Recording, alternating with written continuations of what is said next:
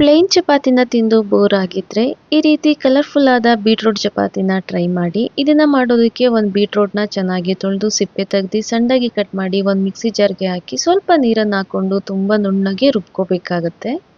ಚಪಾತಿ ಜಾಸ್ತಿ ಮಾಡೋದಾದ್ರೆ ಇನ್ನೂ ಒಂದೆರಡು ಬೀಟ್ರೂಟ್ನ ಹಾಕೊಂಡು ಗ್ರೈಂಡ್ ಮಾಡ್ಕೊಳ್ಳಿ. ನಂತರ ಈಗ ಒಂದು ಬೌಲ್ಗೆ ಚಪಾತಿ ಹಿಟ್ಟನ್ನು ಸೇರಿಸಿ ರುಚಿಗೆ ತಕ್ಕಷ್ಟು ಉಪ್ಪನ್ನು ಹಾಕೊಂಡು ಚೆನ್ನಾಗಿ ಮಿಕ್ಸ್ ಮಾಡಿ ನಂತರ ಗ್ರೈಂಡ್ ಮಾಡ್ಕೊಂಡಿರೋ ಬೀಟ್ರೂಟ್ನ ಹಾಕಿ ಚಪಾತಿ ಅದಕ್ಕೆ ಚೆನ್ನಾಗಿ ಹಿಟ್ಟನ್ನು ಕಲಿಸ್ಕೋಬೇಕು.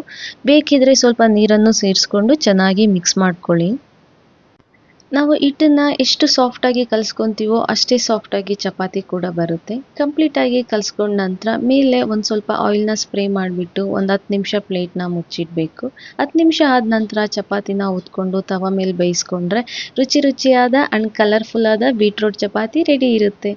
ಇನ್ನಷ್ಟು ಇದೇ ತರಹದ ರೆಸಿಪಿಗಾಗಿ ನನ್ನ ಚಾನಲ್ನ ಇವಾಗಲೇ ಸಬ್ಸ್ಕ್ರೈಬ್ ಮಾಡ್ಕೊಳ್ಳಿ. Thank you.